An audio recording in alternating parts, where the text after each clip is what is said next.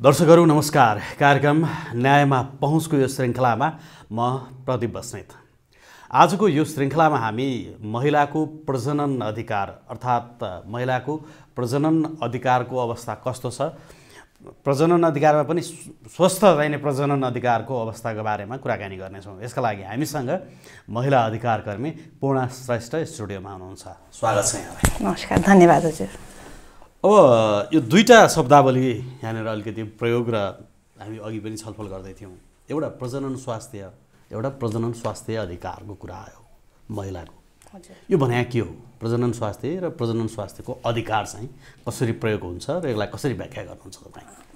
यसलाई व्याख्या गर्नुभन्दा मैले व्याख्या गर्नुभन्दा म कानुनको एउटा विद्यार्थी भएको हुनाले यसलाई चाहिँ अब हाम्रो चाहिँ सन्दर्भमा चाहिँ नेपालमा चाहिँ सुरक्षित मातृत्व तथा प्रजनन स्वास्थ्य अधिकार ऐन नै आइसकेको हुनाले त्यही ऐनलाई नै हामीले सन्दर्भ मानेर त्यसको चाहिँ व्याख्या गर्नुपर्छ जस्तो चाहिँ मलाई लाग्छ।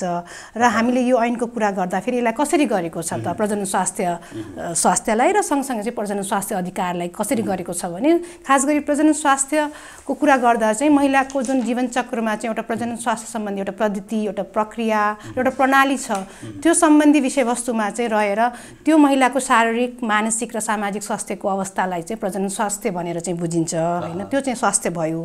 र अधिकारको कुरा गर्दाखेरि अलिकति त्यो जुन प्रजनन स्वास्थ्यको जुन परिभाषा छ त्यसलाई परिपूर्ण गर्नको लागि के कस्ता अधिकारहरू चाहिन्छ भने धेरै एउटा इन्डिकेटर्सहरू चाहिँ हाम्रो यो प्रजनन स्वास्थ्य अधिकार ऐनले चाहिँ तोकेको छ, जुन दफा 3 मा चाहिँ यसको व्याख्या पनि गरेको छ। धेरै कुराहरू त्यसमा विषयवस्तु चाहिँ समेट्ने प्रयास चाहिँ हाम्रो यो ऐनले गरेको छ। किनभने धेरै यसको के भन्छ परिभाषा धेरै होला, तर हाम्रो नेपालको सन्दर्भमा के विषयवस्तुलाई चाहिँ स्वास्थ्य अधिकार हैन प्रजनन अधिकार भनिसकेको छ भन्दा त्यसमा चाहिँ अब कुनै पनि प्रजनन स्वास्थ्यको विषयवस्तुमा चाहिँ महिला तथा किशोर किशोरीलाई चाहिँ हाम्रो त्यस सम्बन्धी शिक्षा, सूचना, जानकारी र सँगसँगै चाहिँ परामर्श र सेवाको पहुँचको विषयवस्तुलाई पनि प्रजनन स्वास्थ्य अधिकारको रूपमा राखेको छ भने सँगसँगै चाहिँ प्रत्येक व्यक्तिलाई हैन त्यो सम्बन्धी जानकारी पनि पाउनु पर्यो र त्यसमा सूचना पाउनु पर्यो, त्यसमा पहुँच हुन पर्यो भन्ने कुरा पनि राखेको छ। भने अब महिलाको सन्दर्भमा कुरा गर्ने हो भने कतिवटा बच्चा सन्तान जन्म हुने, त्यो सन्तानको बिचको गर्भान्तरको विषयवस्तु छ भन्दा त्यो विषयवस्तुलाई पनि महिलाको प्रजनन स्वास्थ्य अधिकारको रूपमा राखेको छ भने अरू विषयवस्तु जस्तो गर्भनिरोध साधनको पहुँचको विषयवस्तुमा पनि महिला र सँगसँगै चाहिँ अब प्रत्येक व्यक्तिलाई नै कुरा गरौँ न, यो महिलाको मात्रै होइन तर गर्भनिरोधको साधनमा पनि प्रत्येक व्यक्तिलाई नै प्रजनन स्वास्थ्य अधिकार हुन्छ भनेर पनि हाम्रो ऐनले व्यवस्था गरिराखेको छ। भने त्यसै गरी अर्को एउटा महत्त्वपूर्ण विषय चाहिँ महिलाको सुरक्षित गर्भपतन सेवामा पहुँचको प्रजनन स्वास्थ्य अधिकारको अभ्यासको चाहिँ अवस्था चाहिँ कस्तो छ हामी कहाँ? कति सचेततापूर्वक यो चाहिँ प्रयोग भएको छ? यसको चाहिँ व्यावहारिक पाटो के छ? व्यावहारिक पाटोमा जानुभन्दा अगाडि पनि अलिकति हाम्रो चाहिँ यो फिलोसफिकल पाटोमा पनि जानुपर्ने आवश्यकता छ। किनभने हाम्रोमा चाहिँ यो जनचेतना र हामी कहाँ पुगेको छौँ कानुनको रूपमा चाहिँ अलिकति त्यसमा ग्याप चाहिँ देखिन्छ। तर हामीले अलिकति फर्केर हेर्ने हो भने हाम्रो 2063 को जुन हाम्रो अन्तरिम संविधान थियो त्यहाँबाट नै हाम्रो चाहिँ प्रजनन स्वास्थ्य अधिकारलाई चाहिँ महिलाको मौलिक हकको रूपमा चाहिँ हामीले स्वीकार गरिसकेको अवस्था छ भन्दा हामीले त्यहाँ 63 मा गएर फर्किनुपर्ने अवस्था छ। त्योभन्दा अगाडि पनि महिलाका प्रजनन स्वास्थ्य अधिकारका विषयवस्तुमा छलफल नभएका चाहिँ होइन, कानुनले कहीँ चाहिँ त्यसलाई सम्बोधन चाहिँ गरिराखेको थियो। तर एउटा मौलिक हकको रूपमा चाहिँ हाम्रो अन्तरिम संविधानले ल्यायो भने जुन हाम्रो अब फेरि 2072 सालको संविधान नै आयो जुन नेपालको संविधान, त्यसले फेरि त्यही व्यवस्थालाई कन्टिन्युटी गर्दै फेरि पनि महिलाको प्रजनन स्वास्थ्य अधिकार, सुरक्षित मातृत्वको अधिकारलाई फेरि मौलिक हकको रूपमा राख्यो भन्दा त्यो लेभलमा हामी नीति निर्माण तहमा या भनौँ न संवैधानिक अभ्यासमा चाहिँ हामी त्यहाँ पुगेको छौँ भने फेरि अलिकति हामीले यो के लाउँदा फेरि संवैधानिक अभ्यास मात्रै होइन त्यो संवैधानिक अभ्यासलाई हामीले कसरी परिपालना गरिराखेको छौँ भन्दा हाम्रो अदालतमा पनि यो विषयवस्तु छलफल नभएका होइनन् भन्दा दिनानुदिन जीवनमा त महिलाले भोगिराखेको छ त्यो विषयवस्तु चाहिँ एउटा व्यवहारका कुरा भए। तर यसलाई कसरी अधिकारको कुरा गर्दाखेरि यसलाई कसरी प्रत्याभूत गरिराखेको छ भन्दा महिलाका प्रजनन स्वास्थ्यका विषयवस्तु धेरै सर्वोच्च अदालतमा पनि पुगेको छ र सर्वोच्च अदालतले समयमा चाहिँ यो सम्बन्धी विषयमा चाहिँ महिलालाई कसरी आफ्नो प्रजनन स्वास्थ्य र प्रजनन स्वास्थ्य अधिकारको उपभोग गराउन चाहिँ के कस्तो भूमिका सरकार र अन्य निकायहरूले खेल्नुपर्छ, यसको प्रयोग चाहिँ कसरी भइराखेको छ भन्न खोजे मैले। जस्तो एकातिर संविधानमा व्यवस्था भएको छ, कानुन बनेको छ, हजुर हजुर स्वयं महिलाहरूले यसको प्रयोग चाहिँ कसरी गरिरहेछन्, कति अधिकार चाहिँ उनीहरूले इन्जोय गरिरहेछन्, त्यसको अवस्था के छ? तपाईहरु आज अधिकार कर्मीहरू एडभोकेसी गरिरहँदाखेरि नेपालमा स्वस्थ चाहिँ प्रजनन अधिकार प्रयोगको अवस्था कस्तो छ?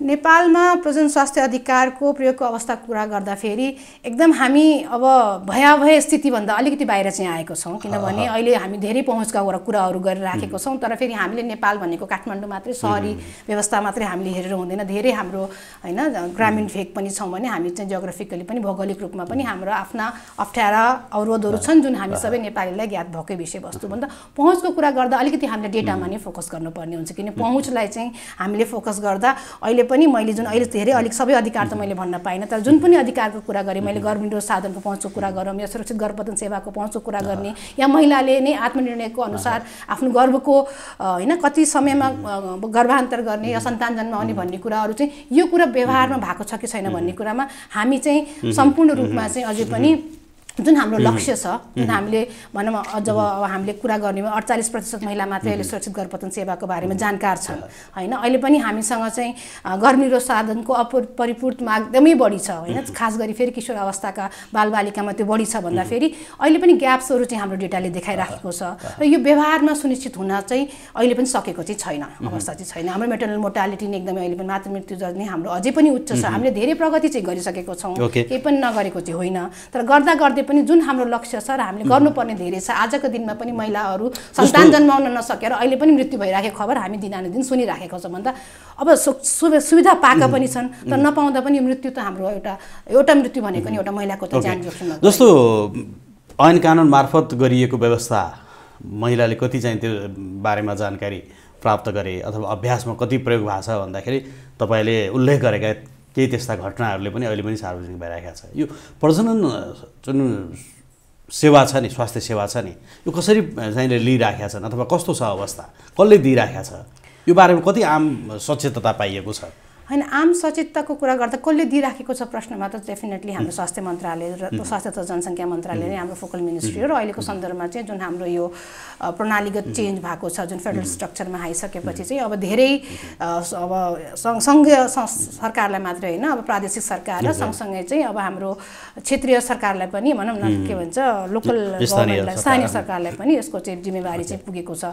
तर जुन हिसाबले चाहिँ हुनुपर्ने थियो, जुन पुगिसकेको थियो र अहिलेको परिपाटोमा यो हाम्रो सुरक्षित मातृत्व र प्रजनन स्वास्थ्य अधिकार ऐन नआइन्जेलसम्म चाहिँ के थियो भने संवैधानिक व्यवस्था त हाम्रो थियो, तर संवैधानिक व्यवस्था हुँदा पनि त्यो ऐनको ग्यापमा हामी चाहिँ सबै विषयवस्तुलाई छुट्टा छुट्टै रूपमा हामी हेरिराखेका थियौँ। भन्दा एउटा सुरक्षित मातृत्वको कार्यक्रम आफ्नै तरिकाले गइराखेको थियो भने गर्भनिरोध साधनको प्रोग्राम आफै रूपमा गइराखेको छ र सुरक्षित गर्भपतनको सेवाको अवस्था आफ्नै भन्दा छुट्टा छुट्टै कुनै रणनीतिबाट, कुनै अब के भन्छ स्ट्राटेजिजबाट, कुनै चाहिँ कार्यविधिबाट भन्दा त्यो आफ्नो आफ्नो पाटोमा गइराखेको अब चाहिँ अब चाहिँ एउटा अम्ब्रेला लेजिस्लेसनको अन्तर्गत ल्याउने काम चाहिँ बल्ल हामीसँग भएको छ भन्दा आज अब 1 वर्ष अगाडि त कानुन आएको छ भन्दा 1 वर्षमै कानुनी अब यसको इम्प्लिमेन्टेसन भनौँ न यसको कार्यान्वयन त भइसक्छ भन्ने त हामीले पनि सोचेको छैनौँ। तर यो एउटा राम्रो उपलब्धि हो र यसलाई अब कार्यान्वयन गर्नुपर्छ, किनभने यो जुन जुन कुरा हामीले महिलाको प्रजनन स्वास्थ्य अधिकारको कुरा भनिराखेको छौँ यसलाई सुनिश्चित व्यवहारिक पाटो र यसका परिणामको चाहिँ नै समय त कुर्नु पर्यो, समय त कुर्नु पर्यो, तर कुर्नु मात्रै भएन, त्यस्तो मेकानिजम्सहरू इस्टाब्लिस गर्नु पर्यो, हामीलाई चाहिने गाइडलाइन्सहरू, चाहिने निर्देशिकाहरू चाहिँ बनाउँदै लानु पर्यो र जुन हाम्रो अहिले नयाँ स्ट्रक्चरमा चाहिँ यो सबै व्यवस्थालाई पनि त्यसलाई भिजाउँदै लानु पर्यो। मुख्य कुरो चाहिँ सचेतता नै हो भन्ने जस्तो देखिन्छ नि। कतिपय तपाईँहरूले पनि एजेन्डा उठाइरहँदाखेरि प्रजनन अधिकार चाहिँ महिलाको आत्मनिर्णयको अधिकार हुनुपर्छ होइन, यो चाहिँ स्वास्थ्य अधिकारसँग पनि जोडिएको विषय हो भनेर भनिरहनु भएको छ। सचेतताको पाटोमा चाहिँ स्वयं सरकारले होइन अथवा चाहिँ गैर सरकारी पक्षबाट कस्ता कामहरू भएका छन्, कस्ता प्रयासहरू भएका छन् र त्यसको प्रभाव चाहिँ कस्तो परेको छ, के पाउनु भएको छ? होइन, सचेतता एउटा पाटो हो सर होइन, किनभने सचेतता एकदम आवश्यकता छ, सचेतता मात्रै भएर पनि भएन र धेरै काम यसमा भएको छ। सरकारी पाटोबाट पनि हजुरले एकदम भन्नुभएको छ, गैर सरकारी पाटोबाट पनि धेरै भएको छ। अब त धेरै हाम्रा किशोर किशोरीहरू या युवा अवस्थाका व्यक्तिहरू चाहिँ आफै पनि जागरुक भएर जानकारी लिन आउनुहुन्छ भने सचेतताको पाटो एउटा हो। तर जबसम्म हामीसँग प्रणाली हुँदैन, सिस्टम हुँदैन हामीसँग, किन म सचेत छु तर मैले त्यो सिस्टममा गएर मैले त्यो सेवा प्राप्त गर्ने त्यो सेवा प्राप्त कसरी गर्ने पनि मलाई थाहा होला होइन, त्यो सेवा छ भन्ने कुरा पनि मलाई थाहा छ, तर मसँग सिस्टमै छैन, मेरो पहुँचै छैन भनेपछि त त्यो सचेतताले त मात्र झन् फ्रस्ट्रेसन पनि दिन सक्छ हामीलाई भन्दा सचेतताको अर्को पक्ष त हाम्रो एक्सेस हो नि त। किनभने एक्सेस पनि फेरि जुन पाए त्यो सर्भिसलाई होइन, हामीले क्वालिटी सर्भिसको कुरा गरिरहेछौँ, हामीले सुरक्षित हुन पर्यो, गुणस्तरीय हुन पर्यो होइन, सर्वसुलभ हुन पर्यो, त्यो मात्रै भएर होइन पहुँचयोग्य पनि हुन पर्यो, हामीले त्यसलाई एफोर्ड पनि गर्न सक्नु पर्यो होइन भन्दा धेरै पाटोहरू यसमा छन्। र जुन स्वास्थ्य अरू सामान्य स्वास्थ्य सेवाको कुरामा आउँछ त्यही कुरा चाहिँ प्रजनन स्वास्थ्य अधिकारको विषयमा चाहिँ झन् महत्त्वपूर्ण हुन्छ, किनभने महिलाको प्रजनन स्वास्थ्यको विषयवस्तुले महिलालाई दिनानुदिन त्यसले असर पारिराखेको हुन्छ भन्दा सचेतता डेफिनेटली एउटा पाटो हो, तर सचेतताले मात्रै भयो यो जस्तो महिलाको प्रजननमा चाहिँ आत्मनिर्णयको अधिकार हुनुपर्छ, आत्मनिर्णयको अधिकार चाहिन्छ भन्ने छ नि, यो चाहिँ के हो? महिलाको आत्मनिर्णयको अधिकार भनेको सिम्पल हो सर, यसलाई बुझ्दा फेरि आफ्नो शरीरमा आफ्नो अधिकार। मेरो शरीरमा मैले स्वायत्तता रूपमा चाहिँ मैले एउटा निर्णय गर्न सक्नु पर्यो कि मैले कुन अवस्थामा चाहिँ मैले आफ्नो प्रजनन प्रक्रियालाई कसरी उपभोग गर्छु र मैले त्यो प्रजनन प्रक्रियालाई उपभोग गर्दा चाहिँ मसँग त्यो उपभोग गर्नको लागि सामान्य रूपमा सूचना छ कि छैन, जानकारी छ कि छैन, र सूचना र जानकारी भएको मात्रै भएन, मसँग त्यो सूचना र जानकारीको आधारमा मैले त्यो उपभोग गर्नको लागि मलाई त्यो सर्भिसेसमा पहुँच छ कि छैन भन्दा मैले सन्तान कतिवटा जन्माउने, कुन जन्मान्तरमा जन्माउने कि नजन्माउने भन्ने विषयवस्तु चाहिँ जुन छ महिलाको शरीरमा, किनभने स्वायत्तताको विषयवस्तु हाम्रो नेपालको लागि नयाँ विषयवस्तु होइन र विश्वको लागि पनि नयाँ विषयवस्तु होइन। हामीले धेरै विषय कुराहरूमा चाहिँ हामी स्वायत्तताको कुरा गरिरहेछौँ भने महिलाको आत्मनिर्णयको अधिकारमा चाहिँ महिलाले आफ्नो शरीरको आत्मनिर्णय आफै गर्न पाउने अधिकारलाई चाहिँ हामीले आत्मनिर्णयको अधिकार भनेर बुझ्छौँ। त्योभित्र मानसिक सामाजिकदेखि लिएर उसको आर्थिक र स्वास्थ्यका कुराहरू पनि जोडिन्छ होइन? हजुर हो, शारीरिक मानसिक सामाजिक आर्थिक हजुर सबै विषयवस्तु पर्छन्। त्यो सँगसँगै जस्तो पुरुष प्रजनन अधिकारको कुरो पनि आउँछ नि, हजुर यो जोडिन्छ कि जोडिँदैन? डेफिनेटली जोडिन्छ, किनभने हाम्रो एउटा समाजमा बसिसकेपछि हामीले महिला र पुरुषलाई छुट्याएर हेर्नु हुँदैन होइन, किन महिलाको पनि आफ्नै निड छ, पुरुषको पनि आफ्नै प्रजनन स्वास्थ्यको विषयवस्तु हुन्छ र यो विषयवस्तु आइरहेको हुन्छ। र महिलाको तपाईँले अलिकति जीवन चक्रमा गएर हेर्नु भने जुन हाम्रो जीवन चक्र छ, सामान्य एउटा जन्म हुन्छ, किशोरावस्था हुन्छ, किशोरावस्था भइसकेपछि हामी एउटा प्रौढ अवस्थामा जान्छौँ, प्रौढ अवस्था भइसकेपछि हामी एउटा मृत्युवरण गर्छौँ भन्दा यो महिला र पुरुष दुवैको लागि एउटा सामान्य जीवन चक्र हो। तर त्यो जीवन चक्रमा पनि यहाँले के हेर्नुभयो भने अलिकति मैले डिमिस्टिफाई गर्नुस्, त्यहाँ हेर्दाखेरि कतिपय अवस्था कस्तो छन् मैले महिलाको स्पेसिफिक छन्, महिला जन्मिन्छन् पुरुष पनि जन्मिनुहुन्छ, तर एउटा किशोरावस्था भइसकेपछि एउटा बालिकाको चाहिँ महिनावारी हुन्छ, किशोरका पनि आफ्नै अवस्थाहरू हुन्छन्, हुँदैन भने होइन, र त्यसले डेफिनेटली उहाँको प्रजनन प्रणालीमा असर पर्छ। तर त्यहाँ स्पेसल निड महिलाको क्रिएट हुन्छ जहाँ चाहिँ कुनै न कुनै बाहिरी तत्त्वले चाहिँ, त्यो सरकार होस् गैर सरकारी निकाय होस्, अब यहाँ त्यहाँ अभिभावक हो जो भए पनि त्यहाँ एउटा इन्टरभेन्सन गर्नुपर्ने आवश्यक हुन्छ, जहाँ चाहिँ हामीले महिलाको प्रजनन स्वास्थ्य सेवामा चाहिँ हामीले कसरी सर्वसुलभ चाहिँ उसलाई एउटा हाइजेनिक रूपमा चाहिँ महिलालाई स्वास्थ्य बनाए, त्यही नै अब हाइजेनिक भएन भने त्यहीँबाट महिलाको या किशोरीको चाहिँ एउटा प्रजनन प्रणालीमा समस्या हुन सक्छ भने त्यसपछिका विषयवस्तु होइन, विवाह एउटा सामान्य एउटा सामाजिक एउटा व्यवस्था छ भने त्यस अन्तर्गत पनि महिलाको अब गर्भनिरोध साधन पहुँच छ कि छैन, पहुँचको कुरा नगरौँ, पहिला सूचना छ कि छैन, जानकारी छ कि छैन, मैले त्यो प्रयोग गर्न सक्छु कि सक्दिनँ, गर्न पनि सक्छु, मलाई जानकारी छ, त्यसका लागि परिवार हो श्रीमान को साथ छ कि छैन, अथवा त्यो सामाजिक प्रणाली आयो। मैले बायोलोजिकल कुरा गरेँ, समाजमा पछि जाउँला, तर बायोलोजिकली नै यहाँले के हेर्नुभयो भने त्यो गर्भनिरोधको साधन त, किनभने त्यो गर्भनिरोध साधन प्रयोग नगर्ने पछि त गर्ने या नगर्ने निर्णय गर्ने एउटा आत्मनिर्णयको कुरा भयो भने सँगसँगै चाहिँ त्यो गरिसकेपछि त्यो अब किनभने गर्भवती त महिला मात्रै हुनुहुन्छ, यो एउटा बायोलोजिकल कुरा हो, मैले सामाजिक कुरामा गइनँ सर होइन, हाम्रो चाहिँ यो बायोलोजिकल कुरामा महिला मात्रै गर्भवती हुनुहुन्छ भने त्यसको पीडा र त्यसको व्यवहार चाहिँ महिलाहरूले नै सहनु पर्ने अवस्था हुन्छ भने त्यो गर्भ फेरि कन्टिन्यू हुन्छ 100% या फुल फ्लेज नै उसले टर्म भएर सन्तान नै जन्मिन्छ भन्ने पनि छैन। काहीँ चाहिँ अब स्वतः आफै पनि गर्भपतन होइन गर्भ तुहिरहेको छ भने काहीँ चाहिँ महिलाले फेरि अब त्यो गर्भलाई निरन्तरता नदिएर चाहिँ गर्भपतन गराउनु पर्ने अवस्था हुन्छ भन्दा त्यो पनि फेरि सेवाको कुरा गरौँ, यसलाई सेवासँग लिङ्क गर्ने बित्तिकै त्यो सेवा त महिला स्पेसिफिक हो नि त, एउटा जेनेरिक हस्पिटलले महिला पुरुषको मापदण्डमा यो सेवा त छैन नि त, किनभने पुरुषको त यो बायोलोजिकल निड होइन। त्यसै गरी अगाडि जाउँ होइन, अब हामीले सन्तान जन्माउने प्रक्रिया होइन, सुत्केरी हुने अवस्था भन्दा यो सबै त महिलाको विशेष अवस्था हुन् नि, जहाँ चाहिँ महिलालाई सेपरेट एउटा स्पेसिफिक उहाँको हेल्थ निड हुन्छ, त्यसलाई केयर गर्न पर्ने स्तनपान। जस्तो यहाँले कुरा गर्नु भने प्रजनन अधिकारभित्र हजुर गर्भपतन पनि जोडिएर आयो है, जोडिन्छ हजुर, सुरक्षित गर्भपतन हजुर। यो सुरक्षित गर्भपतनको सेवा चाहिँ कसले दिन्छ र कसरी लिने नेपालमा हजुर? नेपालको सन्दर्भमा चाहिँ सुरक्षित गर्भपतनको सेवालाई पनि हाम्रो सुरक्षित यो मातृत्व तथा प्रजनन स्वास्थ्य अधिकार सम्बन्धी ऐनले अहिले समेटेको छ। तर योभन्दा अगाडि पनि हाम्रो यो 2058 सालमा जुन मुलुकी ऐनको 11 संशोधन भएको थियो त्यहाँबाट चाहिँ हाम्रो सुरक्षित गर्भपतनले नेपालमा चाहिँ कानुनी मान्यता पाएको चाहिँ हो। र अहिलेको जुन हालको अवस्था छ त्यो अवस्थामा चाहिँ कुनै पनि महिलाले चाहिँ 12 हप्तासम्मको गर्भ महिलाको मन्जुरीले चाहिँ गर्भपतन गराउन पाउनुहुन्छ। 12 हप्ता? हजुर। त्यसैगरी कुनै लिङ्ग पहिचान हुनु पूर्व लिङ्ग पहिचानको विषयवस्तु फरक हो सर। फेरि यहाँ लिङ्ग पहिचान त अब त 9 हप्तामा पनि हुन्छ।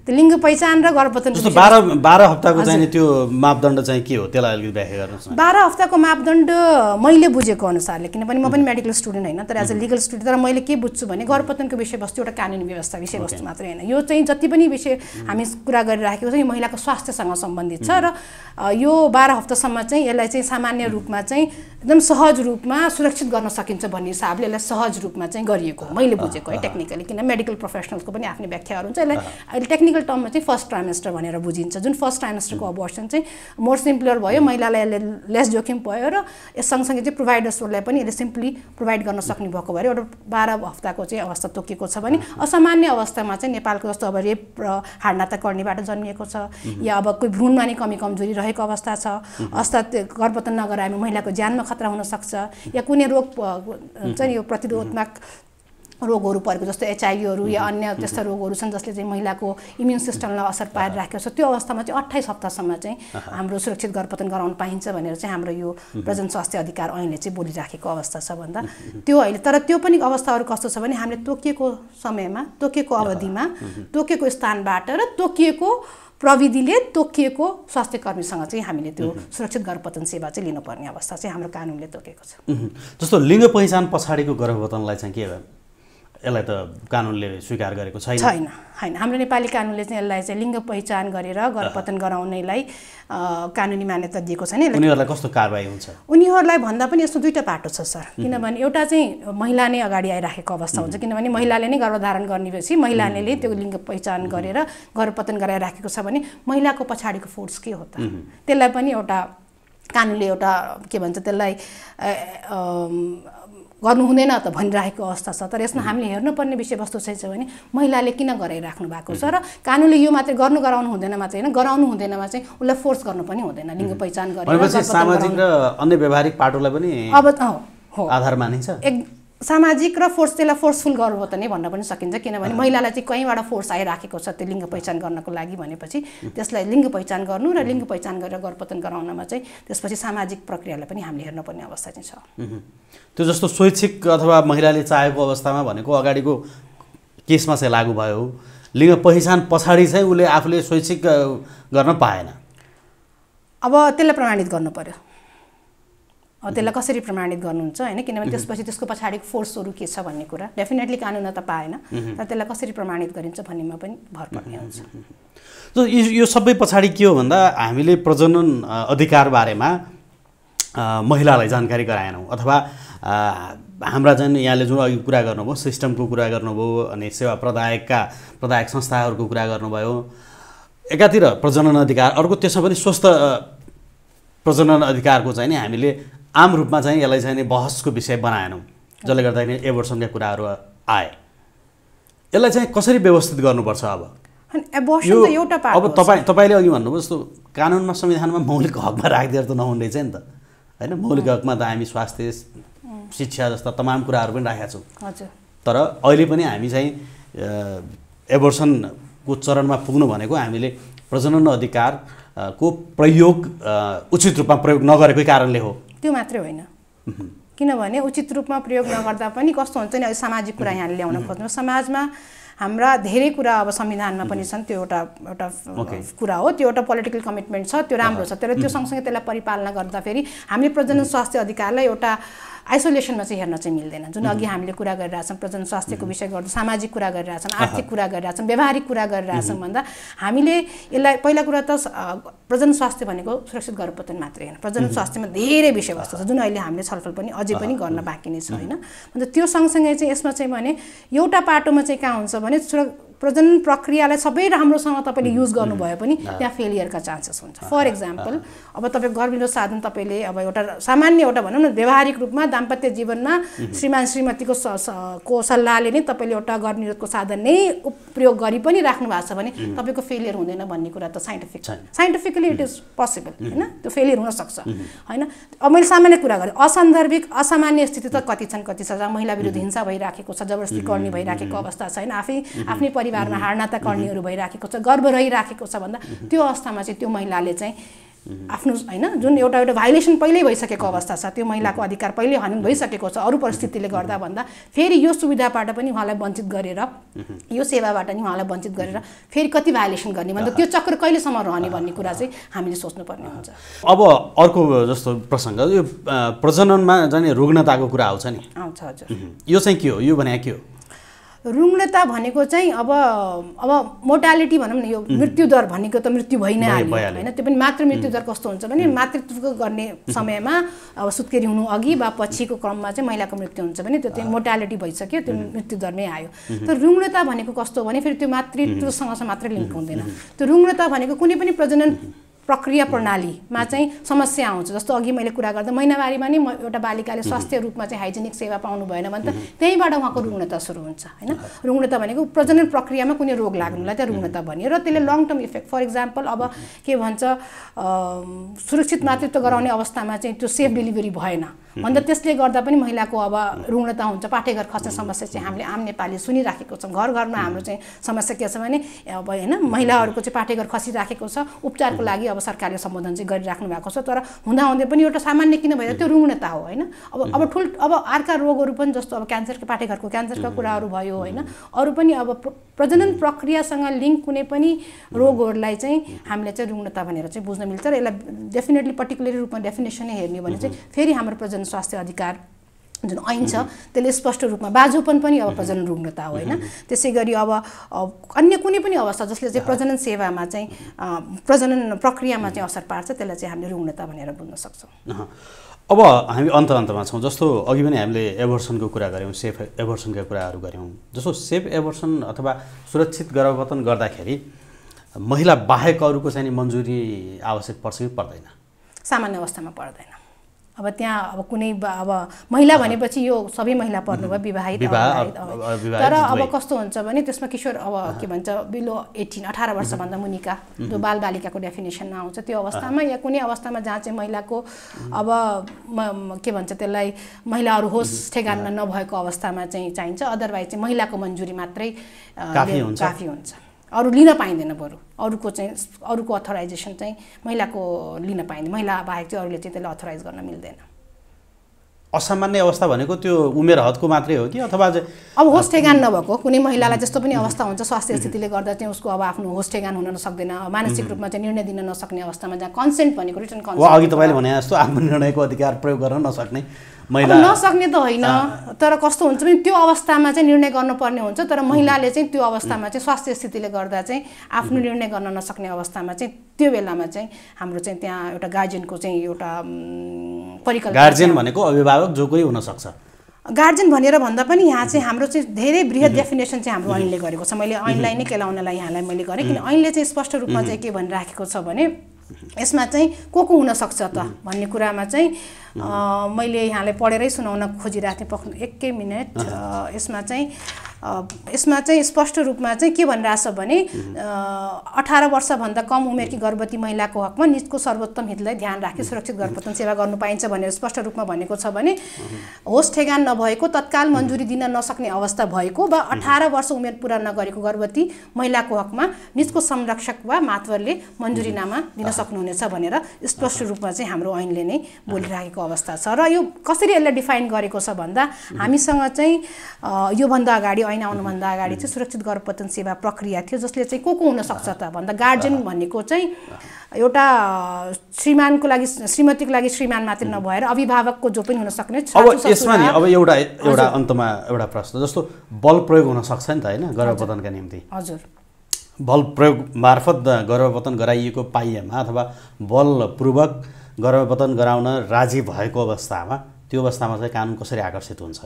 कानुन एकदम आकर्षित हुन्छ कारबाहीको प्रक्रिया किन जुन अहिले अघि मैले भने महिलाको मन्जुरी एकदमै आवश्यक तत्त्वको मन्जुरी त्यो भयो आवश्यक भयो यदि हुन्छ नि त त्यस्ता घटनाहरू त एकदम हुन्छ बल प्रयोग गरेर त्यसलाई चाहिँ कानुनले चाहिँ त्यसले चाहिँ पनिसमेन्टको चाहिँ व्यवस्था चाहिँ गरेको छ जस्तो मैले अब सम्झे अनुसार चाहिँ हाम्रो चाहिँ यो 12 हप्तासम्म भित्रको गर्भलाई चाहिँ गर्भपतन गरायो भने 1 वर्षसम्म सजाएर 10,000 रुपियाँ जरिवानाको परिकल्पना चाहिँ हाम्रो कानुनले गरेको छ भने त्यसै गरी हाम्रो यो 25 हप्तासम्मको गर्भको लागि चाहिँ 3 वर्षसम्म सजाएर जरिवानाको व्यवस्था गरेको छ त्यसै गरी 25 हप्ताभन्दा माथिको गर्भपतनलाई चाहिँ महिलाको मन्जुरी बगैर बलपूर्वक गरायो भने त्यसको चाहिँ कानुनी उपचार कसरी खोज्न सक्छन् पीडितले त अब उपचार कति दिन भित्रमा उजुरी गर्नुपर्ने अथवा कहाँ उजुरी गर्ने यो त हदम्यादको कुरा त हाम्रो 6 महिना चाहिँ हाम्रो ऐनले तोकेको अवस्था छ अहिलेको 6 महिनाको चाहिँ हाम्रो हदम्यादको अवस्था तोकेको छ र सामान्य रूपमा चाहिँ हामीले यो जसरी अरू कानुनी प्रक्रियाहरू चल्छ जहाँ हामी एउटा प्रहरीमा गएर जहाँ गरिन्छ त्यसरी नै यसलाई पनि सामान्य रूपमा गर्नुपर्ने अवस्था छ।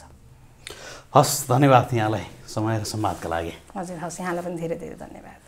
दर्शकहरू उहाँ हुनुहुन्थ्यो अधिकारकर्मी महिला अधिकारकर्मी पूर्णा श्रेष्ठ। आज हामीले प्रजनन स्वास्थ्य अधिकारका बारेमा कुराकानी गऱ्यौँ विद्यमान कानुनी अवस्था र अहिले प्रयोग भइरहेको अथवा महिलाहरूले स्वास्थ्य प्रजननका निम्ति अपनाइरहेका विधि प्रक्रियाहरूका सन्दर्भमा आजका अतिथि महिला अधिकारकर्मी पूर्णा श्रेष्ठसँग कुराकानी गर्दैथ्यौँ। आजका निम्ति यो श्रृङ्खला यति नै। अर्को हप्ता अर्को विषय प्रसङ्गका साथमा उपस्थित हुनेछौँ। बिदा दिनुहोस्। नमस्ते।